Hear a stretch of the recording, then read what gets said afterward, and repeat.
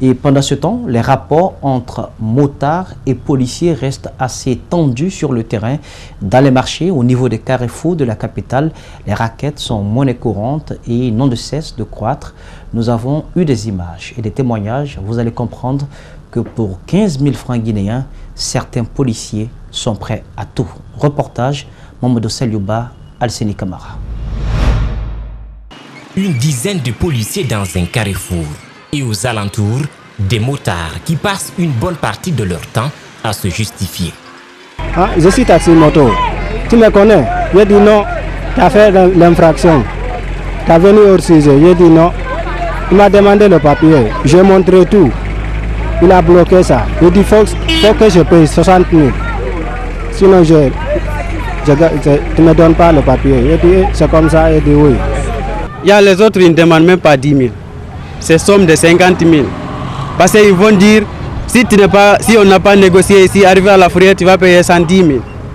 Or que maintenant, dans ça, tu vas diviser ça en deux. Si tu ne connais pas la situation, comment tu fais, tu lui donnes moins 30 000, 40 000 ou bien 50 000, on te laisse. L'argent ne va jamais dans les caisses de l'État. Parfaite illustration, cette vidéo prise il y a quelques jours. Un policier, confortablement assis, loin des regards, reçoit une somme d'argent.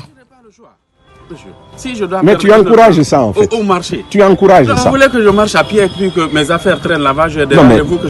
C'est lui qui prend la vidéo et contre la pratique, mais la victime semble n'avoir aucun choix. Vous ne pouvez pas payer, c'est pas comme ça. Vous ne pouvez pas payer. Mes affaires... Bon, quand tu fais ça, Mais je n'ai pas le choix. Monsieur, si je dois mais tu encourages ça en fait. Au marché. Tu encourages ça. Vous voulez que je marche à pied et puis que mes affaires traînent là-bas, je non mais tu l'encourages. Quand on prend ta moto, tu exiges qu'on te donne le reçu. Vous savez, mais si tu payes comme ça, comment ça va être? L'argent atterrit directement au fond des poches des policiers. Aucun compte rendu ne sera fait.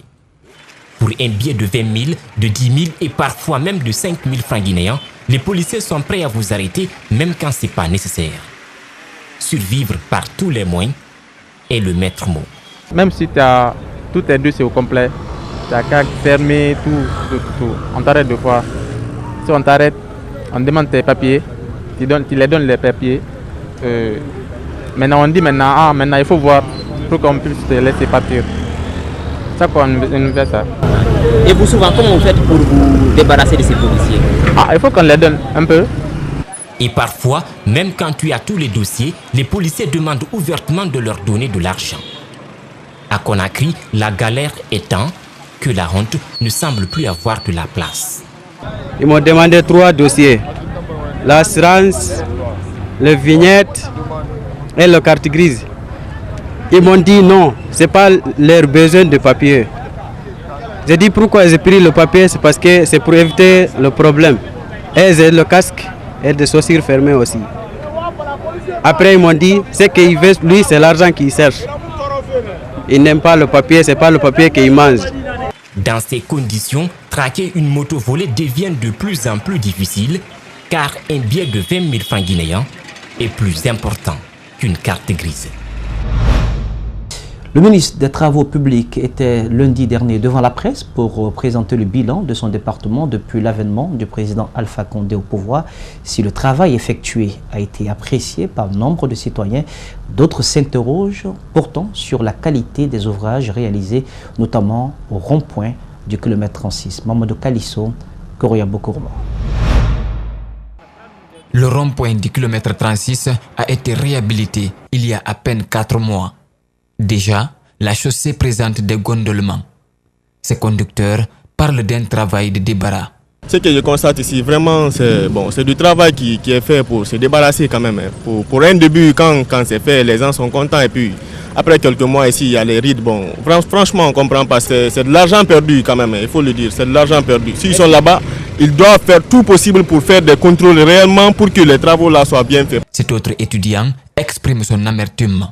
Il pointe du doigt la qualité du matériel utilisé. Vraiment, on ne peut rien dire, c'est amer. Le travail n'a pas été bien fait. Et même si ça a été bien fait, les travaux, les matériels ne sont pas de bonne qualité. Vous-même, vous voyez. Normalement, l'entreprise doit revenir encore, voir ce qu'ils ont fait et essayer maintenant de retravailler à nouveau avec d'autres qualités, d'autres matériels de qualité. Sinon, avec ça, là, on ne peut pas aller. Juste 2 ou 3 mois, on sera obligé encore de faire l'accueil ici. L'un des responsables de l'entreprise brésilienne OAS, qui a réalisé les travaux, interrogé, tente de nier l'évidence. C'est vous qui le disiez qu'il y a des gondolements. Nous n'avons pas constaté sur les parties que nous avons intervenu. On avait bien dit avant, structure qui est prévue pour le giratoire.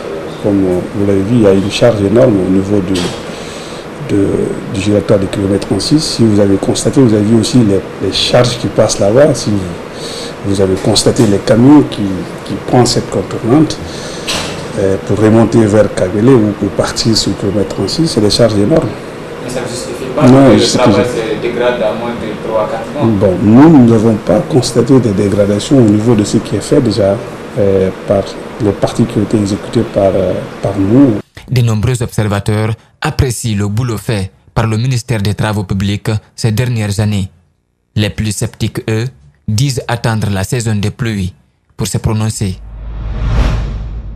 La cellule Balai Citoyen était face à la presse ce mardi à son siège. Le président de la plateforme de la société civile a publié un rapport d'audit sur le gouvernement Mamadi Youla avant de faire des recommandations à l'endroit de l'État. Je vous propose de suivre ses propos au micro d'Abdraman Bar et de Korea Bokorum. 1. L'application stricte et intégrale des tests et lois de la République. 2. Une large communication autour de l'article 36 de la Constitution et de la loi L 2017-041 AN du 4 juillet 2017 portant prévention, détection et répression de la corruption et des infractions assimilées.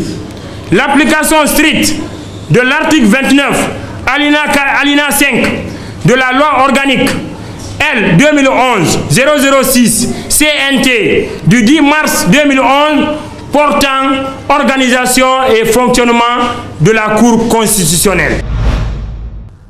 Restons avec cette plateforme de la société civile pour parler du démarrage du forum régional sur l'engagement civique à Conakry. C'est donc une initiative de la cellule Balai Citoyen. Elle ambitionne ainsi de cultiver l'engagement civique pour la fourniture des services publics inclusifs. C'est une tribune aussi pour rapprocher le peuple et le gouvernement face aux multiples défis de la gouvernance. Ominato Sidibé, Tierno Sadoba. Ce projet est mis en œuvre par la cellule Balai Citoyen afin d'impliquer les citoyens dans la gouvernance locale. Ils devront contrôler la gestion des autorités pour rendre compte des anomalies contestées au niveau des autorités administratives, des élus locaux, cela pour la prise en compte du programme et les planifications futures. Il est absolument nécessaire que le peuple se rapproche de son gouvernement, que les citoyens comprennent leur rôle et comment ils doivent pouvoir régler les problèmes qu'ils ont. De façon naturelle, vous constatez vous-même que ce n'est pas très facile en ce moment chez nous. Et pour essayer d'éradiquer, ne serait-ce que petit à petit ces problèmes, nous devons rapprocher le peuple de son gouvernement et le peuple des problèmes qu'il a pour pouvoir les régler. Le Balai Citoyen veut désormais trouver un cadre plus idéal pour les contestations dans les rues. C'est pour permettre aux décideurs et aux gouvernés d'échanger pour que la gouvernance soit transparente. C'est une manière pour nous, au fait, d'impliquer les citoyens à leur gouvernance locale afin qu'ils puissent eux-mêmes faire le suivi citoyen, les anomalies qu'ils vont constater à rendre compte au niveau des autorités administratives et des élus locaux pour une meilleure prise en compte dans les programmes et planifications futures. Ce forum consistera à la réunion des différents acteurs concernés par le projet, notamment les élus locaux, les directions communales de la santé et de l'éducation. Le coordinateur de la cellule Balai Citoyen lance un appel pour que ces genres de projets soient pérennisés. Avec ces genres d'initiatives, on arrive à rapprocher beaucoup plus les gouvernants des gouvernés. Pourquoi? Parce que la mise en place, par exemple, de ces cadres de concertation permet des discussions franches et la recherche de solutions adéquates pour l'amélioration de la fourniture des services publics. Le forum va durer 2 jours. Il est financé par Osiwa.